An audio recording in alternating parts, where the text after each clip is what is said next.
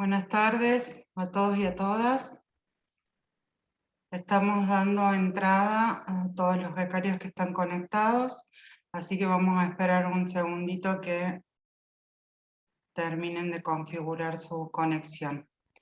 Mientras tanto, les pido por favor a aquellos que puedan que enciendan sus cámaras y que renombren para que aparezca su nombre y apellido, por favor.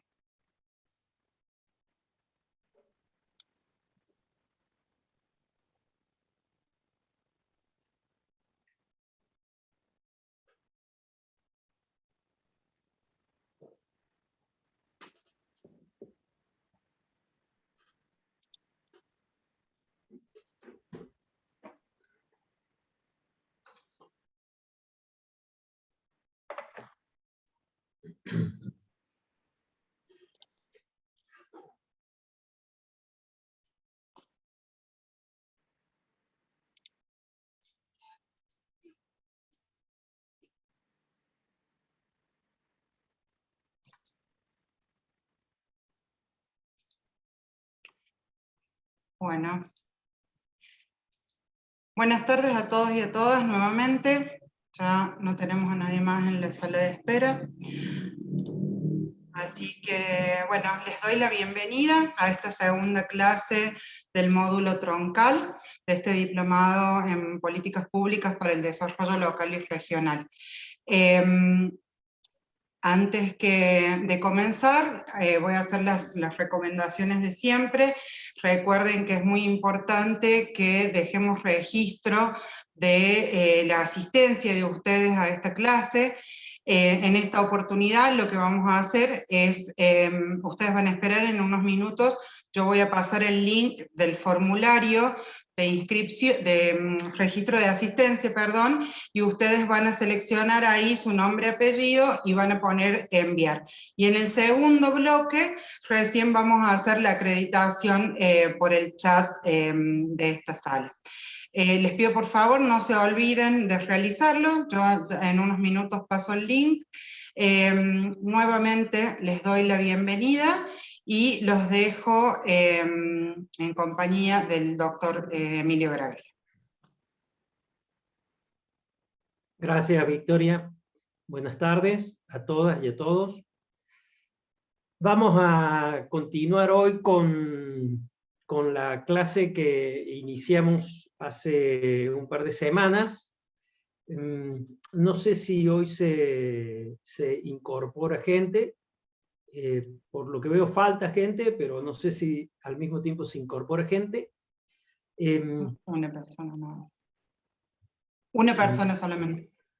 Bueno, bienvenida a esa persona.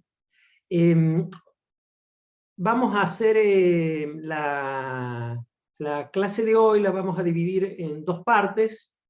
Una primera parte hasta las 17, digo esto para que cada uno pueda organizarse.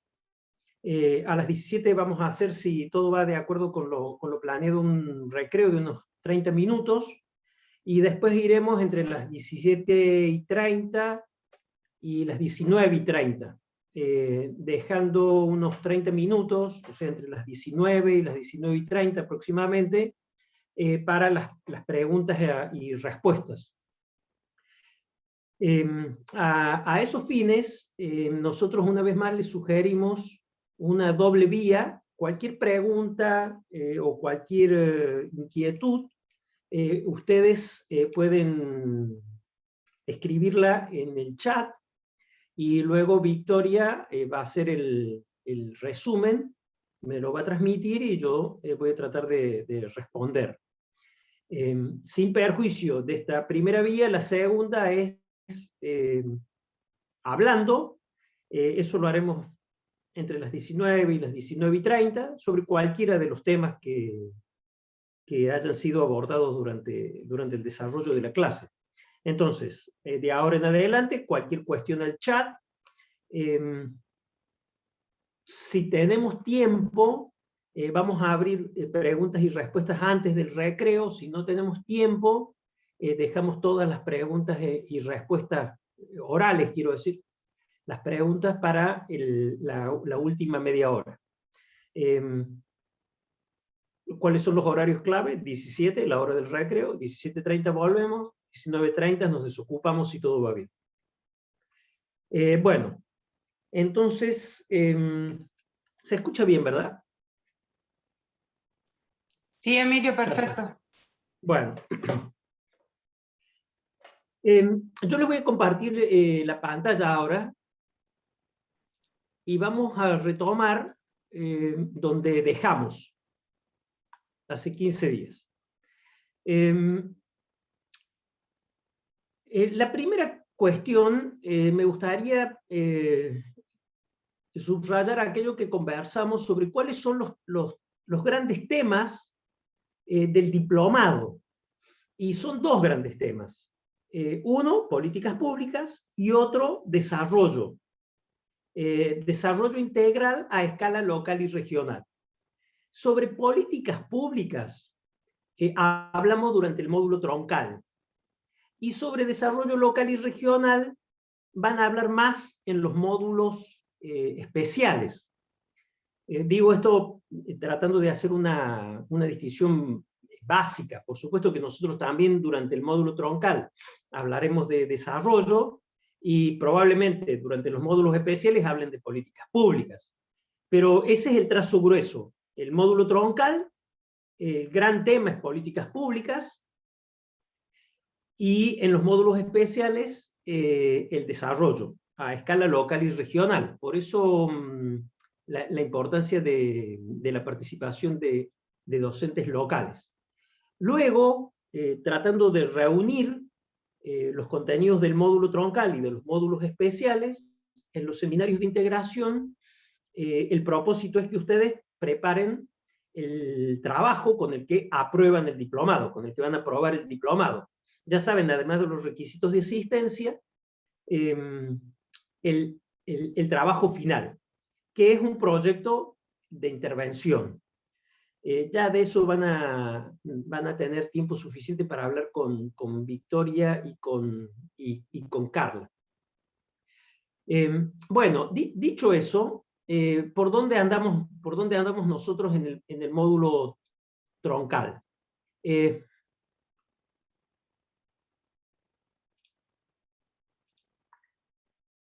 El módulo troncal tiene dos partes, dos grandes partes. En la clase pasada y esta clase configuran la primera parte del módulo troncal. Y dentro de 15 días ustedes van a tener la segunda parte, la tercera clase y la segunda parte del módulo troncal, que la van a cursar con Leandro Gragli. Dentro de esta primera parte del módulo troncal, en la clase anterior, nosotros conversamos, si ustedes recuerdan, sobre la política y sobre las políticas públicas. Y hoy la propuesta es que conversemos sobre innovación política, o sea, innovación de la política y de las políticas públicas. Recuerden que cuando hablamos de política planteamos cuatro grandes nociones que tal vez sean las que más se repiten o los que más nos suenan, tanto en la teoría política como en la política práctica. Recuerden que hablamos de la política como la lucha por el poder, como el arte de lo posible, como la búsqueda del bien común, y también como la construcción de consensos. Y luego, cuando fuimos a políticas públicas, presentamos una definición, la definición del modelo relacional de políticas públicas, diciendo que son planes y actividades que tienen a un Estado como responsable principal, a una sociedad como primera destinataria y partícipe necesaria, y que buscan el bien común, la satisfacción social y la aceptación ciudadana. Así desagregamos el concepto de políticas públicas. Y hoy entraríamos de lleno al tema de innovación política. También se podría llamar innovación para el desarrollo o innovación política para el desarrollo local y regional, tratando de establecer un link con todo lo que viene respecto al desarrollo. Pero el gran tema de la clase de hoy, el tema central es este de innovación política. Innovación de la política y de las políticas públicas. En el libro que estamos utilizando como bibliografía básica para esta primera parte del módulo troncal, se llama precisamente así, Innovación Política, y el subtítulo es 7 llaves para recuperar la confianza perdida. Ustedes tienen ese material y tienen recomendada la lectura. Espero que hayan podido iniciar esa lectura, y si no, que lo hagan y que la concluyan. Vamos a estar a disposición siempre durante todo el diplomado, particularmente durante estos primeros tramos, para conversar sobre estos temas. Así que bienvenida la lectura y bienvenidas las críticas o sugerencias que ustedes tengan al respecto. Tienen autoevaluaciones, no sé cómo les ha ido con eso, si es que han podido hacerlo o no, ya seguramente Victoria les va a insistir sobre este particular. Las autoevaluaciones siempre tienen como finalidad orientarlos a ustedes hacia determinados contenidos para que se fijen en ellos. Nada más que eso, por eso se trata de una autoevaluación, no tiene una calificación. Es casi más una guía de la lectura. Una vez que ustedes han leído, la idea nuestra es que cuando vayan a la autoevaluación tengan que volver a la lectura para encontrar alguna respuesta puntual, y nosotros con eso tratamos de, como les digo, fomentar que ustedes se fijen en determinados contenidos que para nosotros son importantes.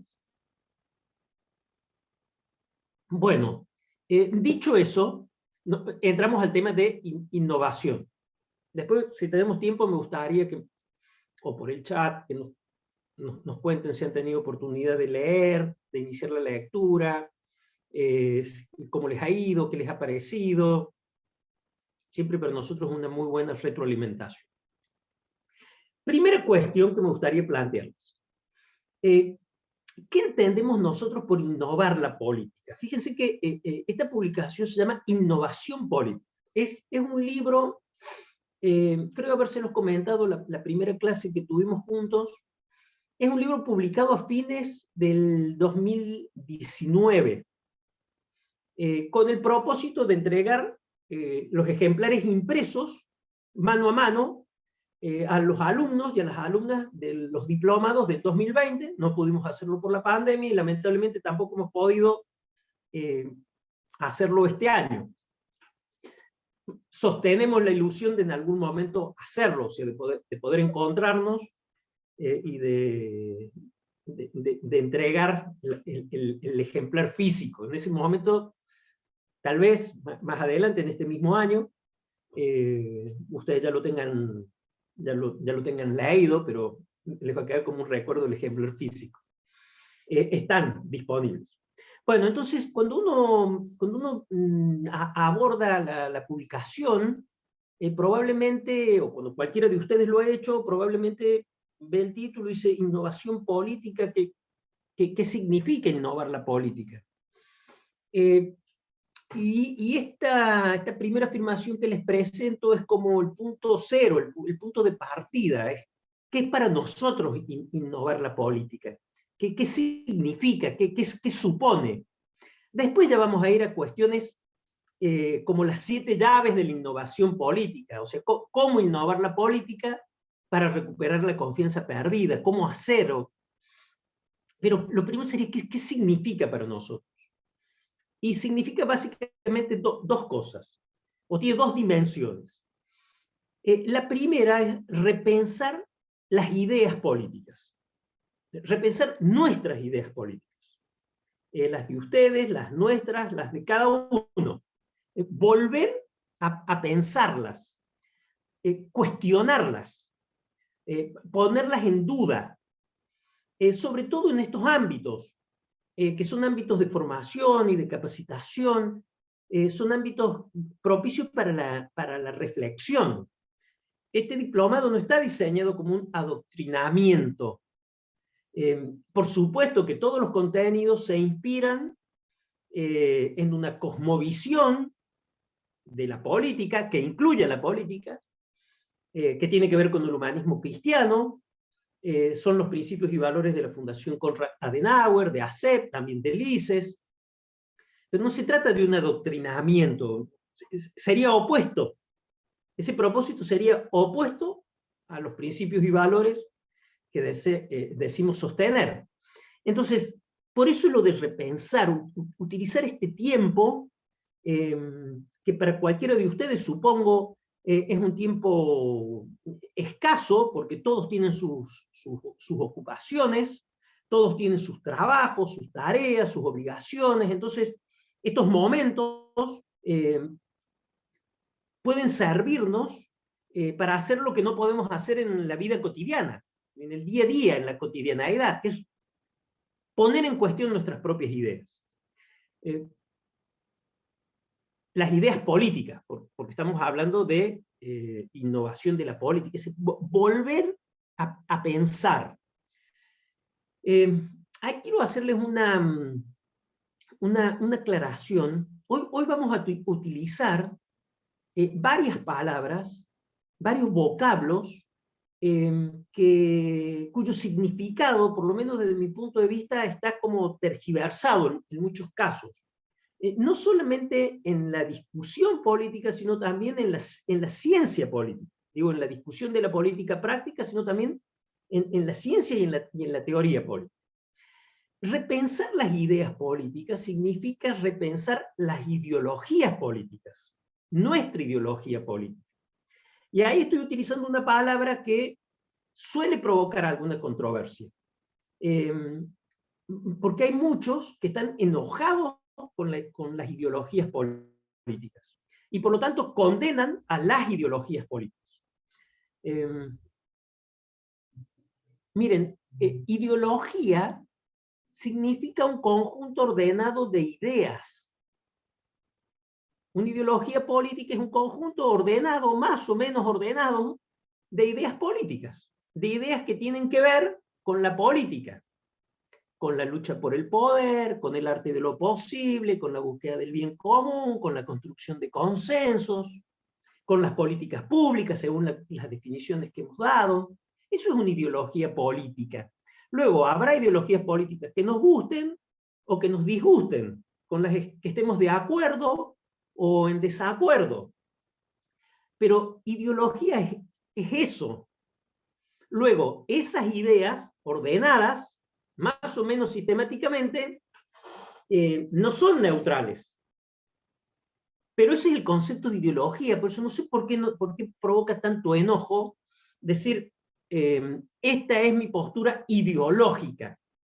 Nosotros, por ejemplo, cuando definimos políticas públicas, yo les dije, este es el enfoque teórico del modelo relacional, porque enfoque teórico genera menos resistencias que si yo les hubiera dicho, este es el enfoque ideológico.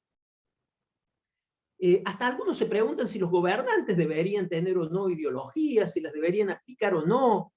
A ese punto ha llegado el desprestigio de la palabra ideología. Yo suelo compararlo con metodología. Metodología es un conjunto más o menos ordenado de métodos. Metodología de la investigación. Yo soy, por ejemplo, docente de metodología de la investigación en las ciencias sociales. También en la ciencia política, en las ciencias jurídicas, etc. Pero metodología de la investigación. Y empezamos diciendo es un conjunto ordenado de métodos a los fines de investigar, indagar, analizar, etc. El objeto de estudio de la ciencia política, de las ciencias jurídicas, etc. Y la verdad que nadie hace un planteo, o nadie se siente mal por la definición de metodología. Sin embargo, ideología, sí. Y yo creo que mucho más ideología política y carga el desprestigio que tiene la política. Recuerden cuando conversamos de política, dijimos que política para muchos ciudadanos de a pie, es una mala palabra. Ideología política, también. Entonces, repensar las ideas políticas, nuestras ideas políticas, repensar nuestras ideologías. Y yo les decía ponerlas en duda, y creo que hay que ponerlas en duda. Nosotros tenemos que cuestionar nuestras propias ideas y tratar de darnos respuestas convincentes a esos cuestionamientos que nos hagamos. Para ratificarlas o para rectificarlas en todo o en parte. Esa es una duda constructiva. Si tenemos que cambiar, cambiamos. Y si lo tenemos que reafirmar, lo reafirmamos. Porque si no, si nosotros nos negamos esta posibilidad, cuando salimos de estar con gente más o menos que piensa como nosotros y confrontamos ideas o ideologías con otros, los otros nos hacen esos cuestionamientos y ahí nos aparece una duda, pero es una duda destructiva. Nos pone en una situación defensiva y hasta logran los otros hacernos decir que no tenemos ideología. Entonces, la duda entre nosotros, el cuestionamiento que podemos hacernos entre nosotros, que pensamos a priori más o menos lo mismo, es constructiva. Si no tenemos esas convicciones entre nosotros, cuando salimos a confrontar esas ideas, y cuando digo confrontar, no digo a pelear, digo a ponerlas en discusión con otros que supuestamente piensan diferente, y los otros nos cuestionan, bueno, nos viene una duda que es destructiva, que es esa duda que en vez de movilizarnos para reflexionar, nos detiene, nos deja prisioneros. No sabemos bien cuál es nuestra ideología. Entonces, enhorabuena que en esta circunstancia, al menos es lo que nosotros proponemos, acá discutamos, pensemos, a lo mejor no lo discutimos entre nosotros, pero cada uno se va y lo piensa, busca una lectura que alguna vez hizo, plantea una conversación con otra persona, y va puliendo su propia ideología. Les aseguro que uno empieza a encontrar semejanzas y diferencias donde pensaba que no había, o semejanzas o diferencias. Hace poco, el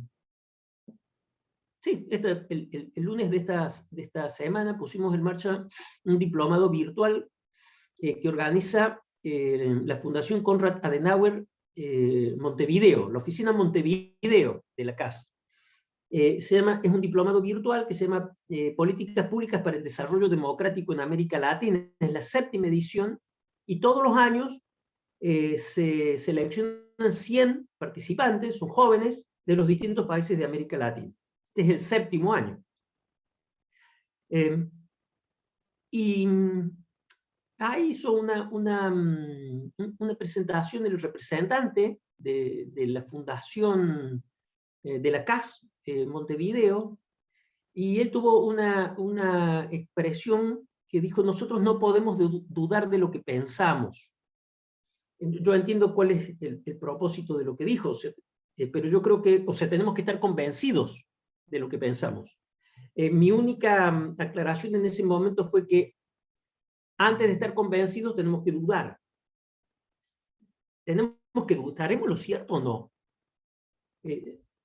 ¿Será así que nosotros tenemos la justa y que los equivocados son siempre los otros? ¿O tenemos que discutir entre nosotros y después ir con esas convicciones? O sea, adhiero a que tenemos que estar convencidos, digo que la duda es un camino que lleva a ese convencimiento.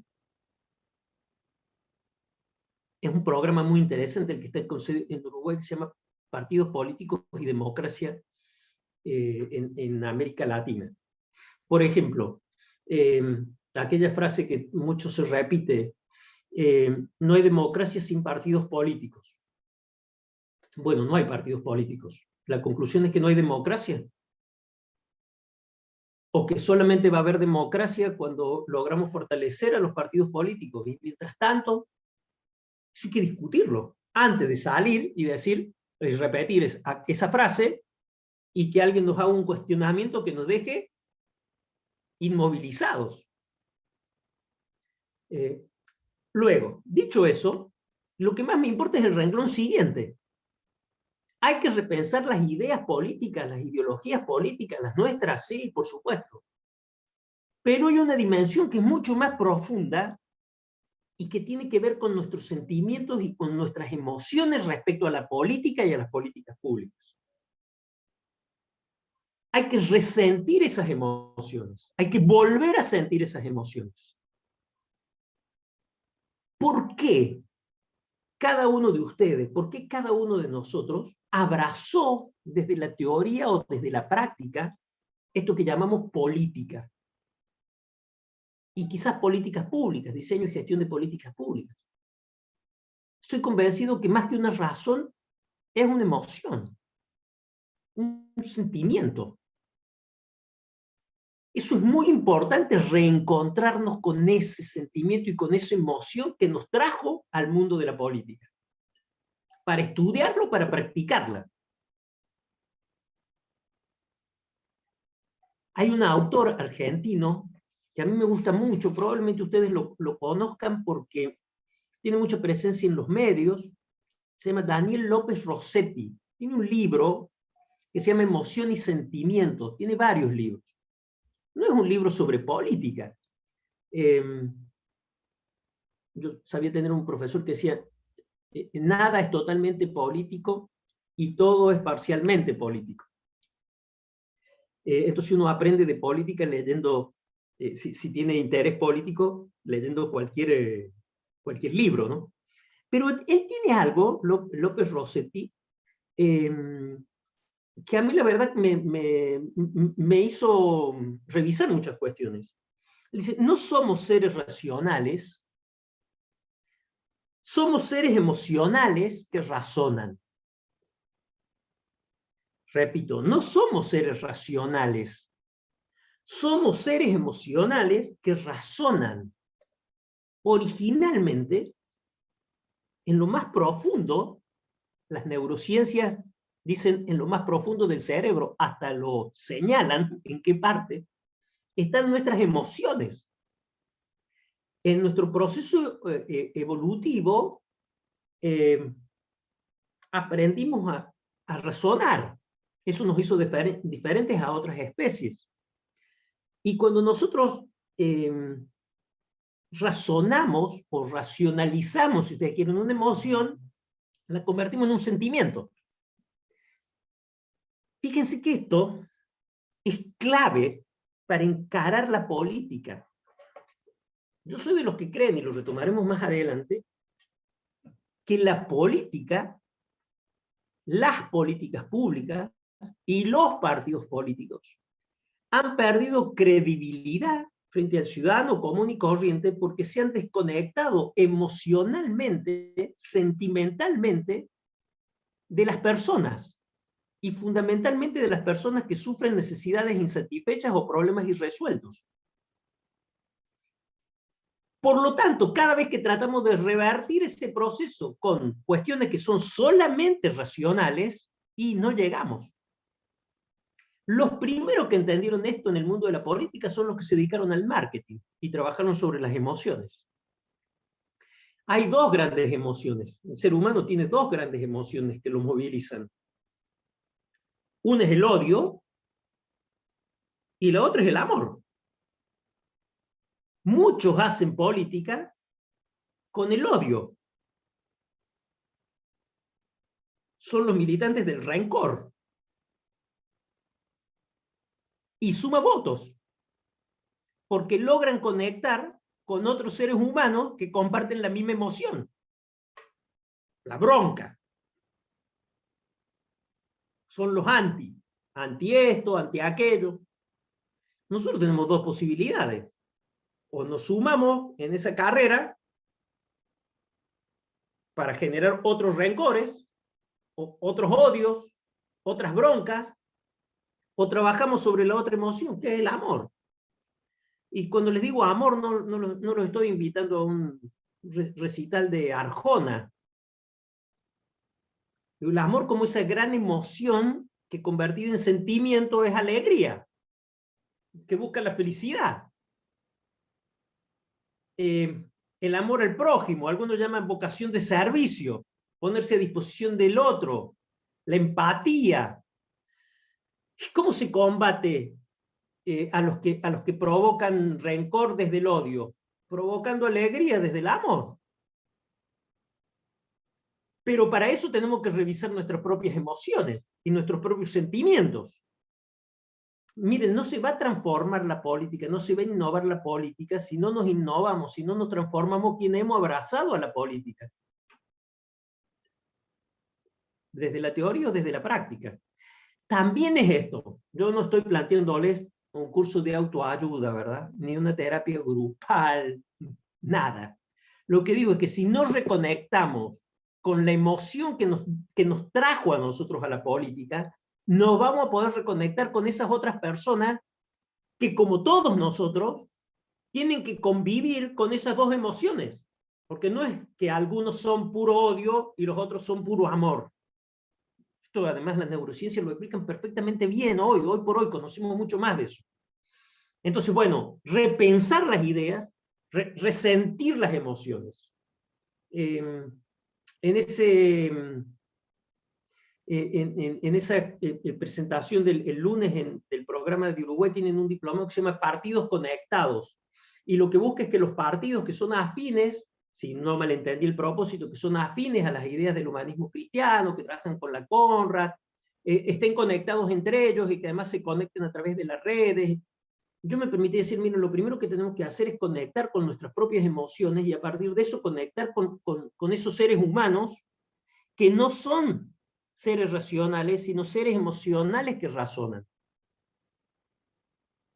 Cuando uno diseña y gestiona políticas de seguridad, por ejemplo, hay funcionarios que aparecen y dicen, mire, ha disminuido el delito, ha disminuido la violencia, estos son los indicadores, supongamos que estén diciendo la verdad, supongamos, o que no estén equivocados, supongamos. Entonces, no entiendo por qué la gente tiene miedo, porque el miedo tiene que ver con un sentimiento que proviene de una emoción. De hecho, algunos dicen que es una emoción, una de las emociones primarias. Y no hay ningún PowerPoint que muestre una curva descendente de un indicador de un delito que le quite el miedo. Porque el PowerPoint, los gráficos, etcétera, vale también para la pandemia, ¿no? Tienen que ver con lo racional. Y el miedo no es racional, es emocional. Por eso muchas veces los políticos no conectan, los dirigentes políticos, con la gente porque le plantean argumentos racionales, solamente racionales. Bueno, avanzo para no detenernos en esto, pero es sumamente importante, ¿no? Por lo menos en el planteo que queremos hacer. Nosotros partimos de una hipótesis que tiene que ver con la esencia y con la existencia de las democracias. Por lo menos desde esta perspectiva que les presentamos, el gran tesoro de las democracias es la confianza de los ciudadanos. No les digo la confianza de los ciudadanos en tal o cual gobierno, en tal o cual partido o político o dirigente, en la democracia. No es la confianza de los mercados, de la que muchas veces se habla. El gobierno ha tomado tal decisión, veremos si esto genera o no genera confianza en los mercados, que puede ser importante. Yo estoy hablando de la confianza que los ciudadanos tienen o no en la democracia.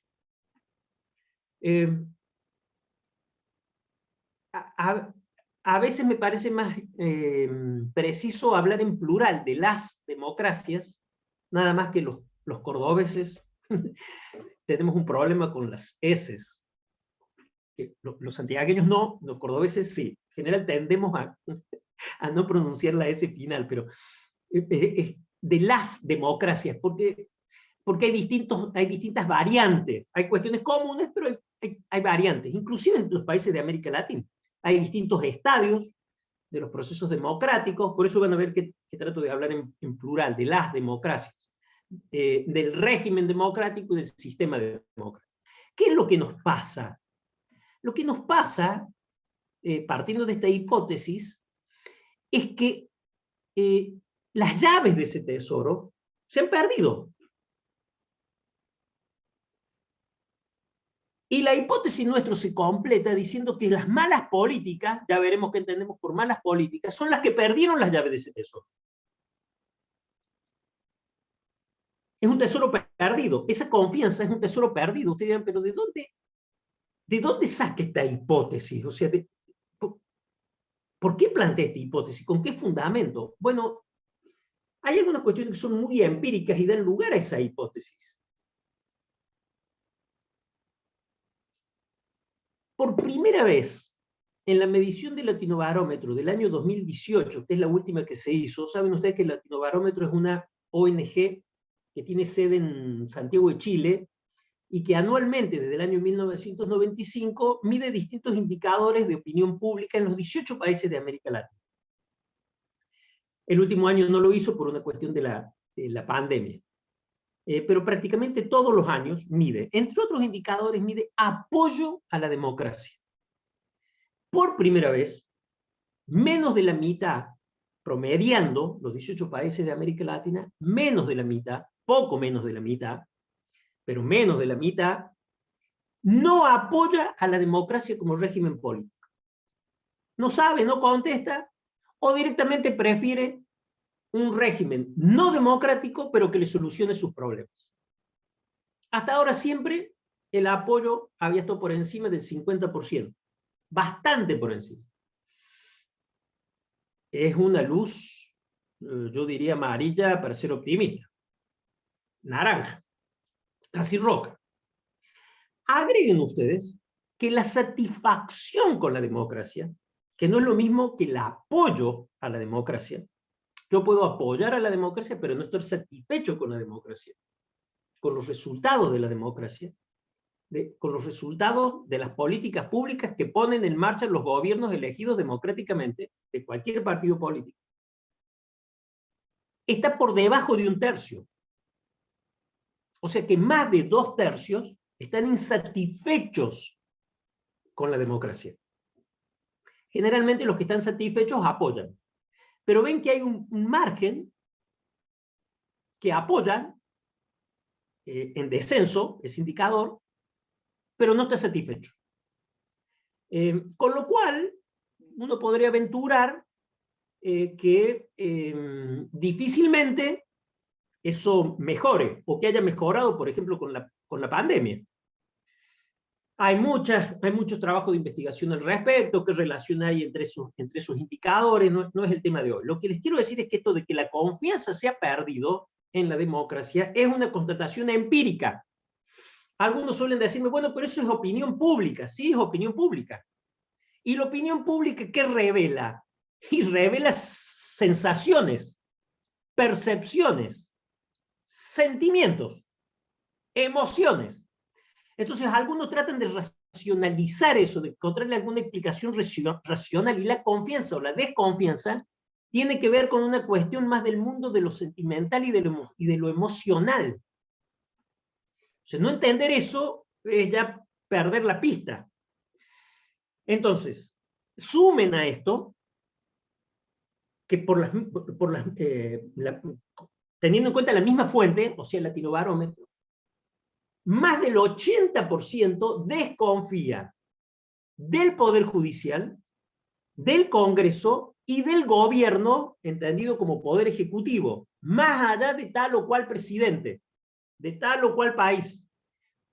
De los tres poderes, más del 80%, promedio latinoamericano, desconfía. Desconfía. Súmenle que más del 85% desconfía de los partidos políticos, de donde surgen los candidatos que después van a ocupar los puestos legislativos o ejecutivos, que a su vez van a designar a los integrantes del Poder Judicial. Se ha perdido la confianza, es una constatación empírica que da lugar a una hipótesis que dice, ese tesoro, se han perdido las llaves de ese tesoro, metafóricamente. Y aquellas son las malas políticas las que lo perdieron. No es la política, es la mala política.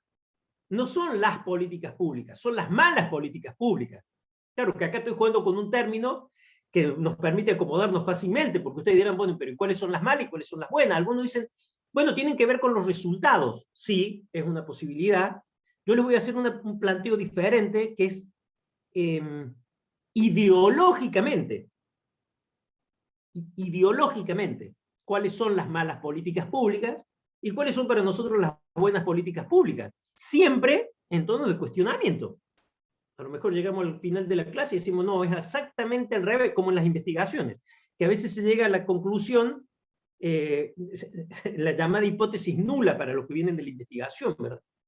Se logró la demostración de algo, pero exactamente contrario a la hipótesis de la que se partió. Bueno, son las malas políticas públicas, y fíjense que yo no utilizo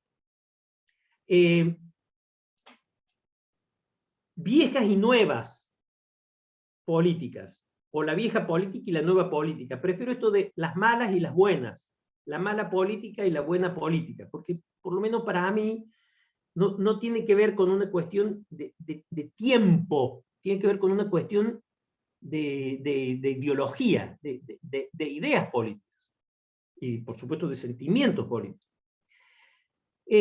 ¿Cómo se completa la hipótesis? Bueno, si son las malas políticas públicas, o la mala política, las que perdieron la llave, las buenas son las que tienen que reencontrarlas.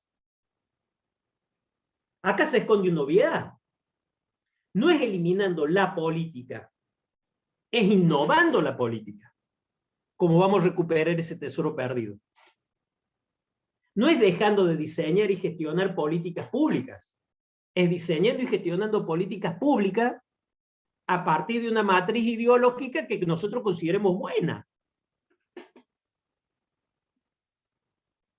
Digo esto porque si no caemos en la tentación de, por criticar la política, adquirir un discurso, el discurso de la antipolítica. Y no es así. Yo después de la clase que tuvimos hace 15 días, veía los titulares de los diarios, en la pelea entre el gobierno nacional y el gobierno de la Ciudad Autónoma de Buenos Aires, más allá de quién tiene razón y quién no. Yo tengo mi posición sobre el tema, pero de ambos lados acusaban al otro lado de politizar el tema. Es un insulto, ¿verdad? Ustedes lo están politizando, están haciendo política. Hay otra palabra para eso. Uno podría decir mala política o politiquería. No es lo mismo política que politiquería. Pero bueno, se utiliza política como un insulto. Yo sabía tener un colega que dábamos clases, ¿no?, de legitimación de políticas públicas, y él sabía decir, porque este es un tema de negociación política, en el buen sentido, ¿no? Y yo siempre le decía, ¿y cuál es el mal sentido? O sea, ¿cuál es? Bueno, el mal sentido es como lo entienden ellos, que hay algo por debajo de la mesa. Y estábamos hablando todos con actores políticos. Bueno, lo que viene a continuación ya empieza a ser mucho más controversial que esto, y es cuáles son las malas y cuáles son las buenas. Y acá hay que agregar al principio de cualquier afirmación, es para nosotros, desde nuestro punto de vista, a nosotros nos parece, creemos, entendemos, lo discutamos entre nosotros, lo pensemos entre nosotros, y después lo pongamos en cuestión con otros. Entre nosotros, entre quienes pensamos, entre quienes creemos que pensamos parecido. A lo mejor encontramos más diferencias que las que suponíamos. Y después la ponemos en discusión con otros, y a lo mejor encontramos más semejanzas de las que suponíamos.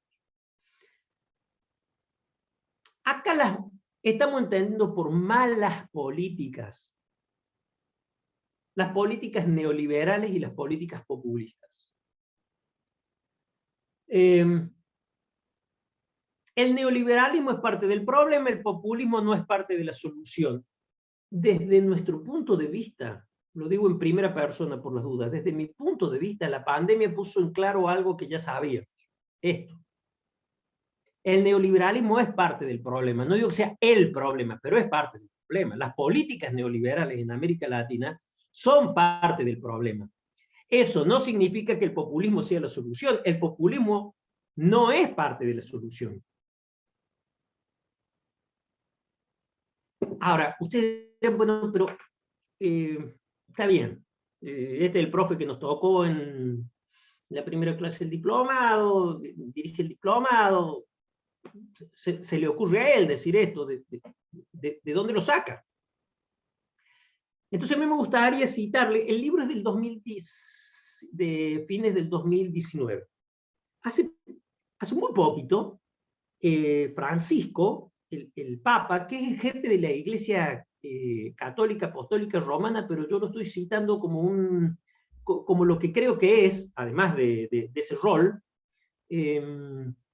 por eso me gusta denominarlo entre nosotros Francisco y no el Papa, porque para algunos es el Papa, el Santo Padre, etcétera, para los católicos, yo lo soy, pero digo, es un referente mundial,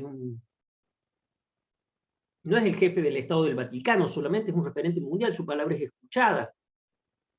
Y además para nosotros también es un referente de la doctrina social de la Iglesia Católica y del humanismo cristiano en general y del humanismo. Publicó la última encíclica que se llama Fratelli Tutti. Probablemente la conocen y probablemente la han leído.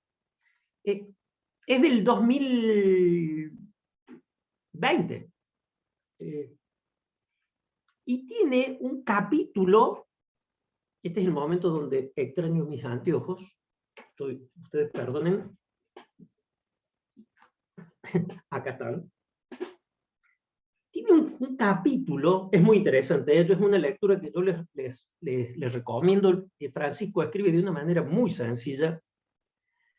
Yo reconozco el trazo de Bergoglio, por haber leído muchas cosas de Bergoglio cuando era arzobispo de Buenos Aires. Es muy claro. Y permitan, tiene un capítulo quinto, en la edición que yo tengo es página 111, y se llama La mejor política.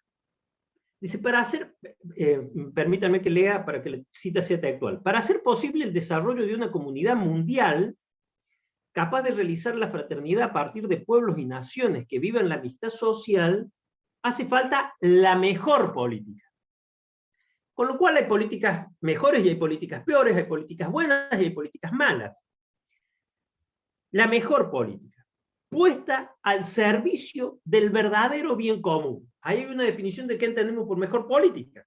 Puesta al servicio del verdadero bien común. Recuerden lo que conversamos cuando hablamos de la noción de políticas públicas. Cuando hablamos de qué entendemos por política, lo del bien común. En cambio, dice, desgraciadamente, la política hoy, con frecuencia, suele asumir formas que dificultan la marcha hacia un mundo distinto. Y viene un subtítulo que dice populismos y neoliberalismos. El desprecio de los débiles puede esconderse en fórmulas populistas que los utilizan demagógicamente para sus fines, o en formas neoliberales, al servicio de los intereses económicos de los poderosos. En ambos casos se advierte la dificultad para pensar un mundo abierto que tenga lugar para todos, que incorpore a los más débiles y que respete las diversas culturas. Después viene un desarrollo que es muy interesante, ese popular o populista, valores y límites de las visiones neoliberales. En realidad el Papa utiliza a veces indistintamente liberal y neoliberal, aunque lo aclara, que no es lo mismo. O sea que esto que les estoy planteando no es una ocurrencia, tiene una referencia, tampoco es que el Papa lo escribió por primera vez en el 2020. Y está pensando en el mundo, pero está pensando también en América Latina, de hecho lo dice en ese mismo texto más adelante. Entonces, esa hipótesis de las que les hablo, que las malas políticas públicas son las que han perdido las llaves de la confianza ciudadana y que las malas políticas públicas son el neoliberalismo y el populismo, o el populismo y el neoliberalismo, tienen esas referencias, ¿sí? Para que ustedes no se queden, por favor, con la idea de que a mí se me ocurre algo y les digo, yo lo puse en un libro en el 2019 y por lo tanto ahora se los digo en clase. Es parte de la enseñanza del humanismo cristiano. Yo advierto que muchas veces hay una tendencia de algunos a condenar más al populismo que al neoliberalismo, o más al neoliberalismo que al populismo, y en realidad las dos vertientes son malas políticas públicas. Ya veremos a continuación qué entendemos por neoliberalismo y qué entendemos por populismo y qué no. Ahora me apuro a decirles esto. Por favor, nadie se sienta ofendido por el uso de estas palabras, porque jamás, aunque haya críticas hacia estos enfoques, yo por lo menos, ninguno de nosotros, digo, quienes integramos el ICE, me animo a hablar por ACEP y hasta por la CAS, utilizaremos una palabra de esta como un insulto. En la discusión política se da, vos decís eso porque sos neoliberal, claro, y vos me contestás esto porque sos populista. Y entonces es un intercambio de insultos. Bueno, de ninguna manera están utilizadas de esa manera. De hecho, adelanto la conclusión, para nosotros hay que tomar lo mejor de cada una. Estas son extremismos, se han ido para los extremos, han desvirtuado las ideologías originales de donde provienen, y hay que retomar lo mejor para alimentar la posición que a nosotros nos parece como buena política. Digo eso como para adelantar. Pero les decía al principio que hoy íbamos a utilizar algunas palabras que son controversiales, y estas lo son. Pero digo, si no lo hacemos entre nosotros, si no lo ponemos en discusión entre nosotros, y si no dudamos, si no nos preguntamos, si no nos cuestionamos y no nos damos respuestas convincentes, en cualquier intercambio con cualquier otro, por ahí vamos a estar defendiendo algo en lo que no creemos, o atacando algo en lo que sí creemos. Bueno,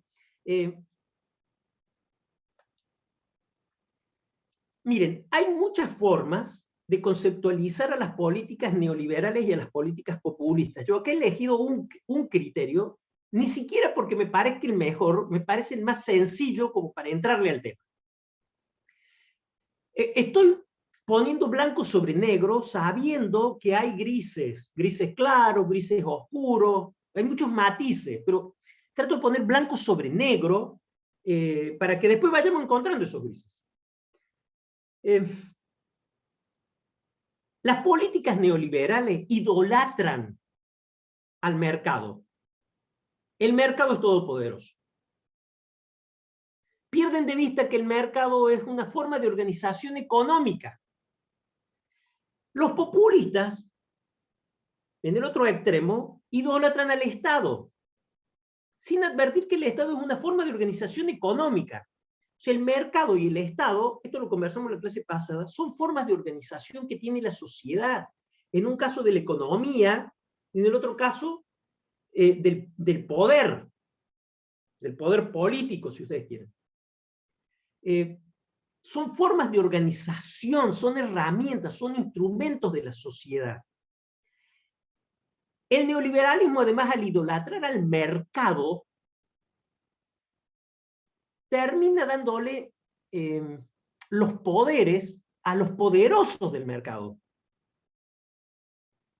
Dentro del mercado no hay igualdad. El mercado tiende naturalmente a generar desigualdades. Es natural, es su esencia. El mercado no tiende a generar igualdad entre los que más tienen y los que menos tienen. No. Entonces, al idolatrar al mercado, terminan dándole poder a los más poderosos del mercado, que evidentemente son los que más tienen. Y dejan afuera a los que tienen poco o nada tienen. Por ejemplo, no son consumidores porque no tienen poder adquisitivo, afuera. ¿Qué va a hacer? No forman parte ni siquiera del mercado. Y como el mercado es todo, son los que Francisco llama ya no los excluidos, sino los descartados. Fuera. Me apuro también para advertirles que nosotros estamos a favor de la economía de mercado. No estamos en contra de la economía de mercado. Lo que sucede es que hay dos visiones, por lo menos, de la economía de mercado. la economía liberal de mercado, que es la propia del neoliberalismo, y la economía social de mercado, que es ese gran invento alemán de la democracia cristiana alemana, de la segunda, después de la segunda posguerra, y de Konrad Adenauer como protagonista principal. La economía social de mercado. Dice, todo bien con las libertades individuales, pero tiene que haber justicia social, tiene que haber un equilibrio entre las libertades individuales y la justicia social, y para eso tiene que haber un Estado que actúe subsidiariamente. Sobre eso ya volveremos. Entonces, me apuro acá a decirles, cuidado, que criticar que el neoliberalismo idolatra el mercado y empodera a los más poderosos no significa ir en contra de la economía de mercado, significa decir, nosotros tenemos una visión que es la economía social de mercado. Me voy del lado de los populistas. Los populistas, al idolatrar al Estado, terminan empoderando a los que tienen poder dentro del Estado. ¿Qué puede ser el gobernante de turno? El líder, al que le terminamos dando, o al que los populistas le terminan dando todo el poder. Por eso el populismo tiene eso del liderazgo mesiánico. Entonces, fíjense que nosotros no estamos tampoco criticando el liderazgo. Hace falta el liderazgo, pero un liderazgo democrático. Un liderazgo que no convierta en súbditos a los ciudadanos o en simples seguidores. Entonces, no estamos criticando al neoliberalismo y al populismo por sus defectos y por sus excesos. El neoliberalismo es un liberalismo mal entendido. Algunos dicen que es lo opuesto al liberalismo. Algunos hasta sostienen que traiciona el ideario liberal. Y el populismo hace lo mismo con la noción de pueblo. La desvirtúa. Entonces,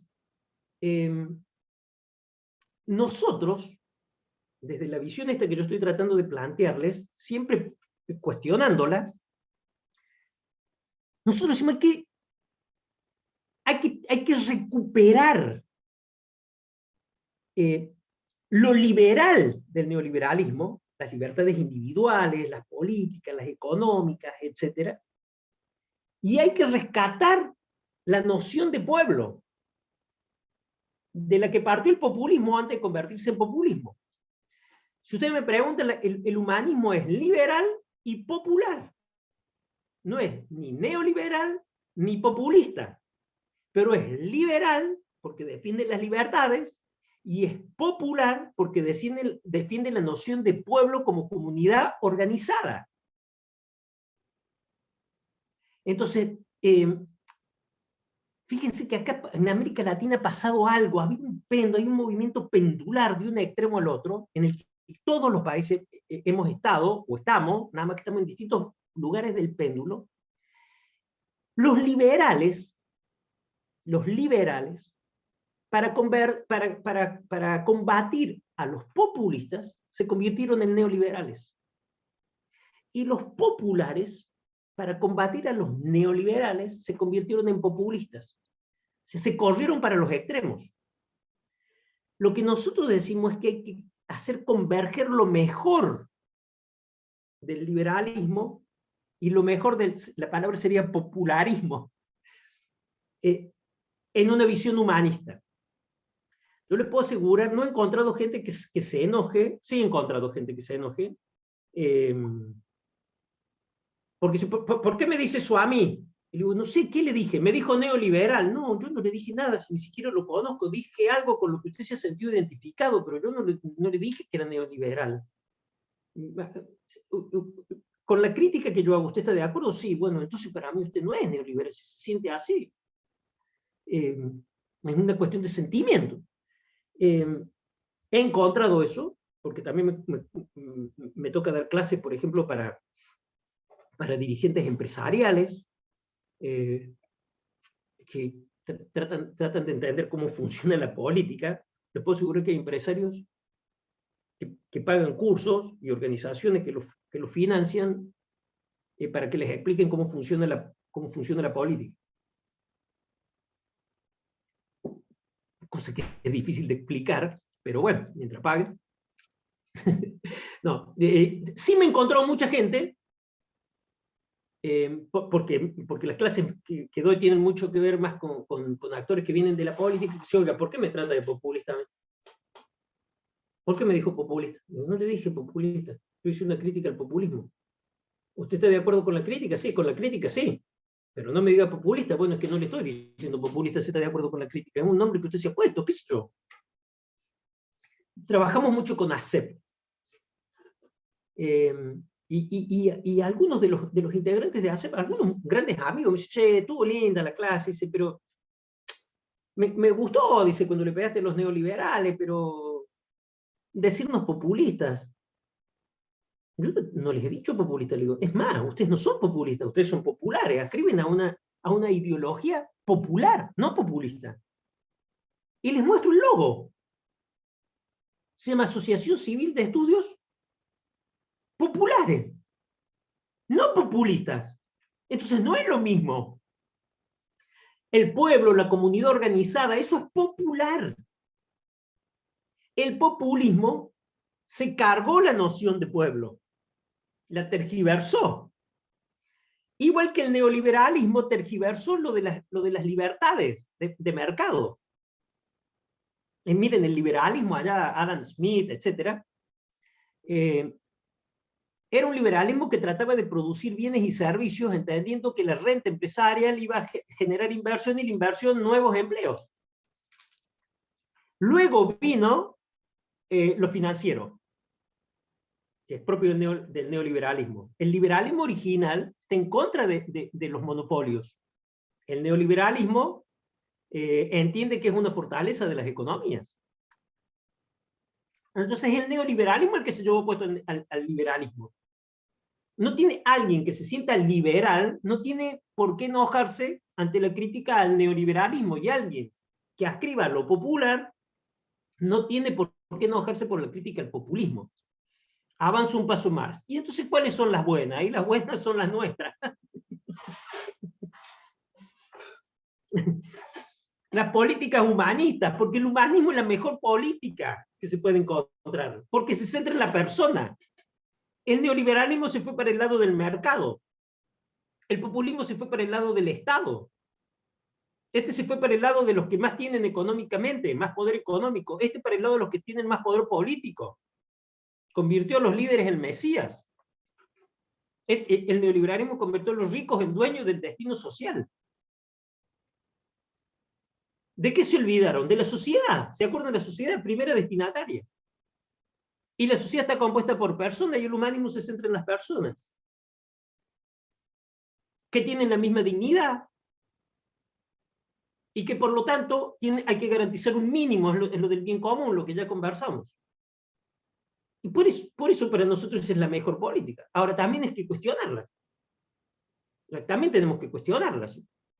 Quiero decirles que por lo menos para mí todos tenemos un poco de cada cosa, ¿no? Así que es parte de los grises, ¿no? Bueno, dicho eso,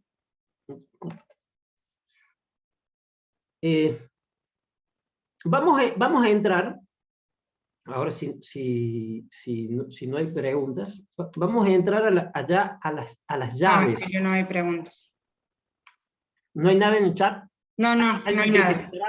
¿Alguien quiere decir algo? No, aparentemente. Bueno. Ahora está por salir, creo yo, dentro de poco, un libro que se llama La democracia ganada, de las crisis a los consensos. Yo lo he asumido como Innovación Política 2, el caso argentino. Porque, claro, todo lo que les acabo de decir es bastante teórico, es bastante ideológico, es así. Así está planteado. Pasa que después hay que ponerle nombre propio. Yo, claro, les acabo de decir, bueno, las democracias latinoamericanas, la Argentina no es la excepción, tienen un movimiento pendular entre neoliberalismo y populismo. Los fracasos de unos provocan el acceso al poder de los otros y viceversa. Los defectos del neoliberalismo hacen que aparezcan los populismos, los excesos de los populismos hacen que aparezcan los neoliberalismos, y así vamos. Claro, pero después, a continuación viene, bueno, y por ejemplo, ¿y quién es quién? En América Latina y en Argentina. Entonces fusionamos eso con un pedido de la Conrad de hacer una reflexión, nos estamos encaminando hacia los 40 años de democracia. Cuando Alberto Fernández termine su mandato vamos a estar cumpliendo 40 años de democracia. Entonces, bueno, no, trabajamos sobre una revisión de cómo llegamos al 83, qué pasó después del 83, hasta ahora, incluida la pandemia.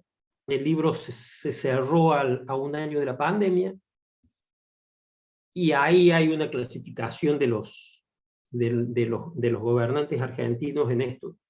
Quiénes fueron más populares, quiénes fueron más neoliberales, cuáles fueron los excesos, cuáles fueron los defectos, cuáles fueron los extravíos. Pero todavía está por salir el lunes, está en imprenta. Bueno,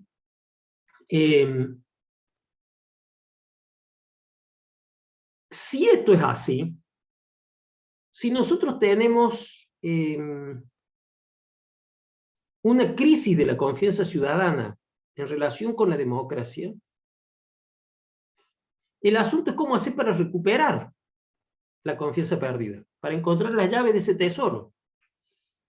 Y la respuesta es mediante la política, pero sabemos que hay malas políticas y buenas políticas, entonces hay que innovar la política. Hay que encontrar las llaves, hay que trabajar sobre qué entendemos nosotros por buena política y por buenas políticas.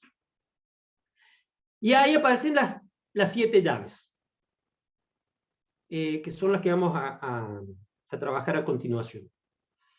¿Cuáles son esas 7 llaves?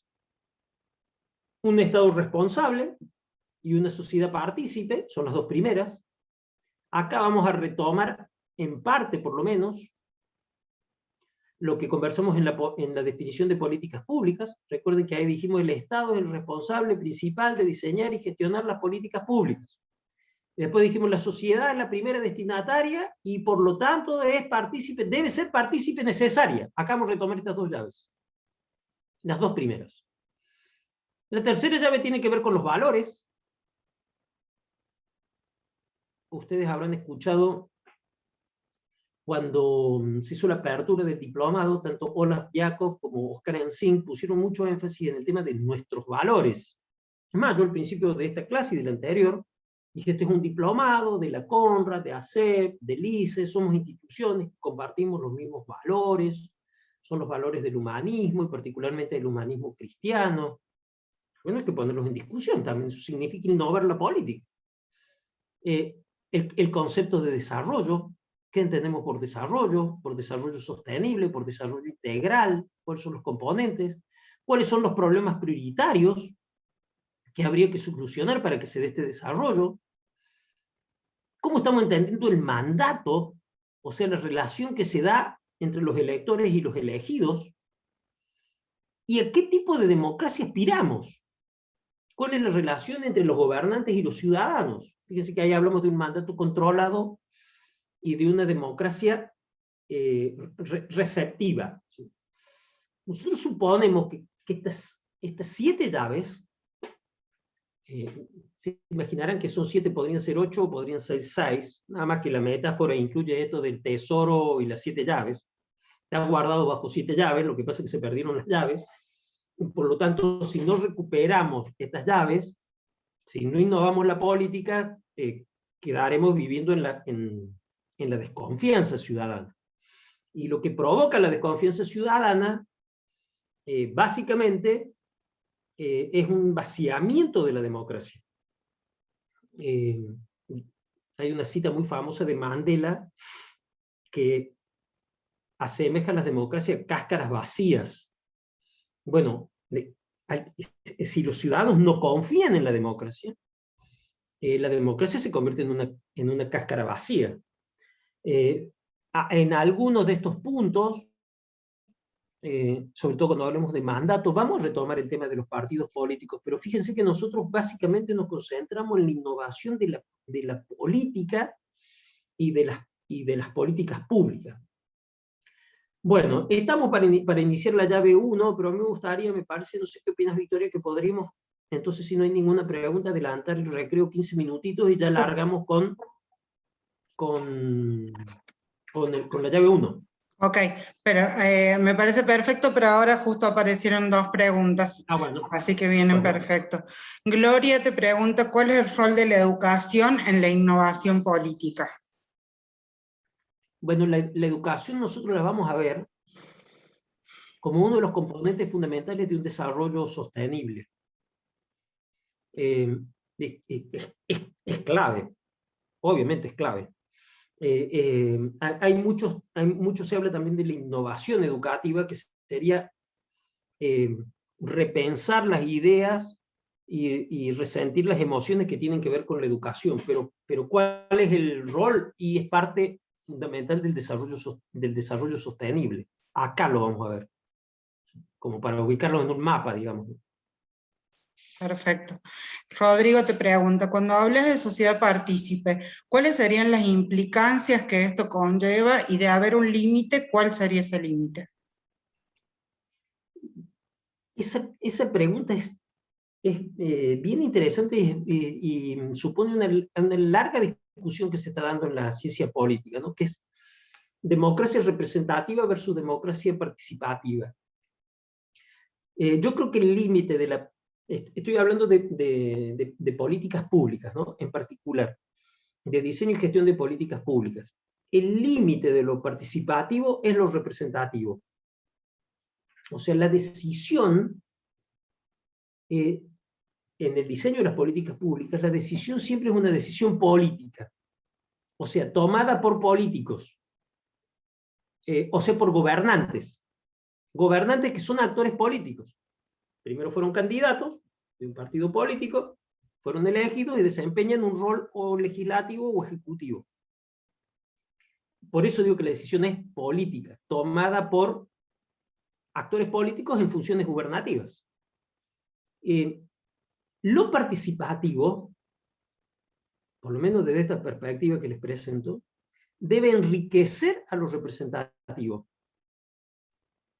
pero no sustituirlo. No es democracia representativa versus democracia participativa. Es la participación como un elemento que enriquece, en este caso, la decisión política, lo representativo. Asemejo lo representativo a la decisión política porque es tomada por representantes, por esto que estamos conversando, que han sido votados. Entonces, fíjese que ya tiene que ver con el proceso de políticas públicas, pero antes de tomar una decisión, el modelo relacional de políticas públicas dice hay que hacer un diagnóstico y ese diagnóstico tiene que ser participativo. Después de decidir, hay que legitimar las políticas públicas. Y eso supone participación de los destinatarios, por lo menos. Los destinatarios también tienen que controlar, tienen que evaluar, pueden formar parte de la misma ejecución de la política pública. Lo que no pueden hacer es sustituir a quienes toman las decisiones. Ese es el límite. Sé que es una posición que se discute porque hay algunos que dicen, no, lo sustituyamos.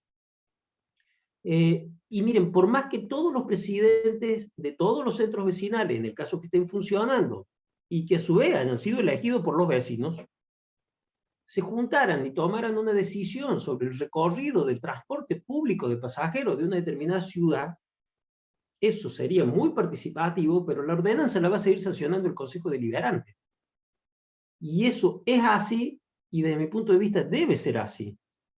No nos gustan los concejales, tendríamos que elegir otros. No nos gusta el sistema electoral a través del cual elegimos los concejales, tendríamos que cambiarlos. No nos gustan los partidos políticos de donde provienen los candidatos que ahora son concejales. Tendríamos que fortalecer a los partidos políticos.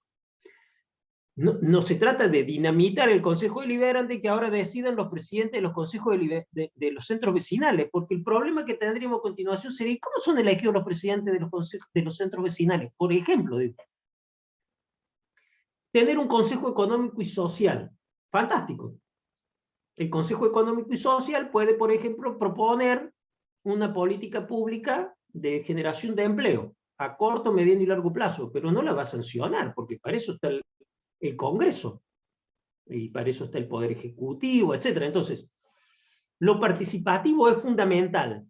Por lo menos en políticas públicas, el límite es que no sustituye lo representativo, sabiendo que lo representativo hay que mejorarlo. Es un gran tema, ¿eh? Porque hay algunos que dicen, miren, ¿y usted para qué me consulta si siempre va a hacer lo que quiera? Y desde lo formal puedo hacer lo que quiera. Consulto a todos los vecinos, a todos los centros vecinales, y después hago lo que se me ocurre en el Consejo Deliberante o en el Ejecutivo Municipal. No es vinculante jurídicamente, pero sí tiene consecuencia política. Entonces, lo participativo condiciona en el ejercicio de la función pública. No es que dé lo mismo, pero eso no significa que tenga vinculación formal, sin mi punto de vista, por lo menos. Perfecto. Ariel hace un comentario y dice, creo que le compete a la educación formar ciudadanos responsables y comprometidos, pero se debe tener cuidado con la infiltración de las ideologías al punto de que se convierta la educación en un adoctrinamiento. Sí. Las ideologías son imposibles de esquivar. Porque todos tenemos ideas, aunque las tengamos desordenadas. Luego hay algo que vamos a ver cuando veamos valores, que el gobernante de turno trate de imponer su ideología a través de un adoctrinamiento. Mucho peor desde mi punto de vista si lo hace a través de la educación. Eso no quiere decir denostar las ideologías. Las ideologías están. Los gobernantes tienen sus ideologías. Los oficialistas tienen las suyas, los opositores tienen las suyas. De ahí a que el gobernante de turno trate de adoctrinar con sus ideologías a los que estudian, bueno, yo ahí ya no estoy de acuerdo. Pero tampoco estoy de acuerdo con demonizar a las ideologías. Además, a mí me gusta que los gobernantes digan qué ideología tienen, qué piensan sobre el rol del Estado, sobre el rol de la sociedad, sobre el rol del mercado, sobre la dignidad humana, cuál es el mínimo de bienestar que esperan para la sociedad, y todo eso son definiciones ideológicas.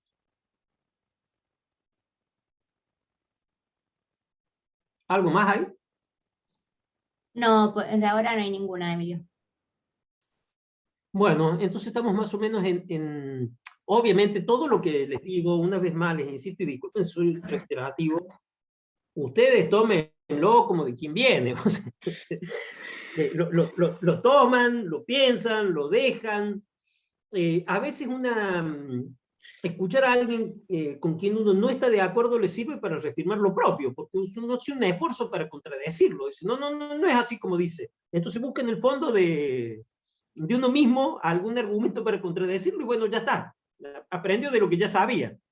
Y a veces por ahí alguna cosa puede ayudarlos a repensar. Ese es el propósito por lo menos de esta parte del diplomado, ¿no? Por lo menos del módulo troncal. Ya habrá tiempo para trabajar en cuestiones que tengan más que ver con el desarrollo local y regional, ya habrá tiempo para hacer la bajada al proyecto de intervención, etc.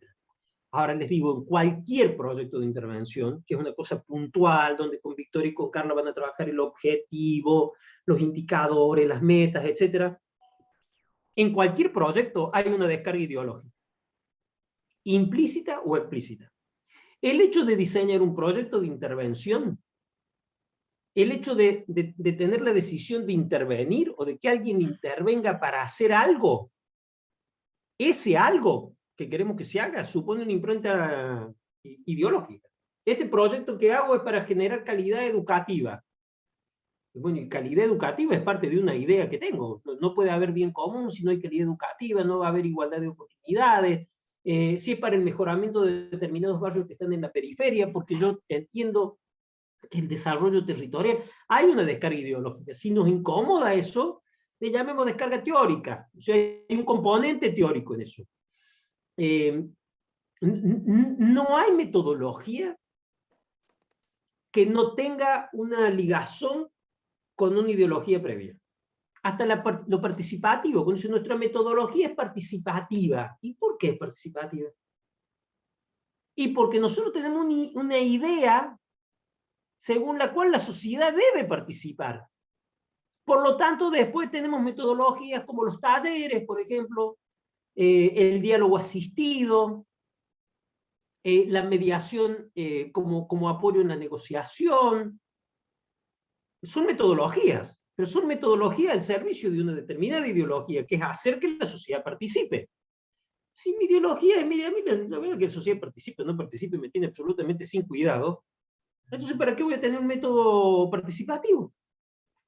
Acá cuando nosotros decimos, por ejemplo, bueno, no en este diplomado, pero hay un diplomado que también dicta ACEP con la Conrad, que se llama Innovación Política. Y esto que nosotros vemos en 3 clases se desarrolla en 4 meses, con algunos agregados. Cuando nosotros, por ejemplo, como equipo docente, seleccionamos cuáles son los temas de las clases, descargamos nuestra impronta ideológica. Entonces decimos, en la primera clase, después de la introducción, va a ser sobre perspectiva de género en el diseño y la gestión de políticas públicas. Y porque para nosotros la perspectiva de género es una idea política. Vamos a ver la participación ciudadana o la participación comunitaria en el diseño de las políticas de seguridad. Y porque nosotros entendemos que seguridad es parte de un desarrollo sostenible, y porque entendemos que las políticas de seguridad suponen la participación de la comunidad y que no se limita solamente a las fuerzas policiales. Cuando un equipo docente armando la estructura curricular de un diplomado descarga su propia impronta. Imagínense cuando diseñamos y gestionamos una política pública. Es inevitable, digamos. No habría por qué evitarla tampoco. Bueno, ahora sí nos vamos al recreo, ahora sí ya estamos en horario. Esperen un segundito, voy a hacer un anuncio. Por unas cuestiones técnicas nos vamos a mudar de sala de Zoom. Ahora en el grupo de WhatsApp les vamos a mandar el link de la reunión para que se conecten para este segundo bloque. Por favor, quédense atentos a su teléfono y desde ahí se vuelven a conectar a las 5:30, que es el horario en el que volvemos del recreo. Muchas gracias. Bueno, gracias entonces.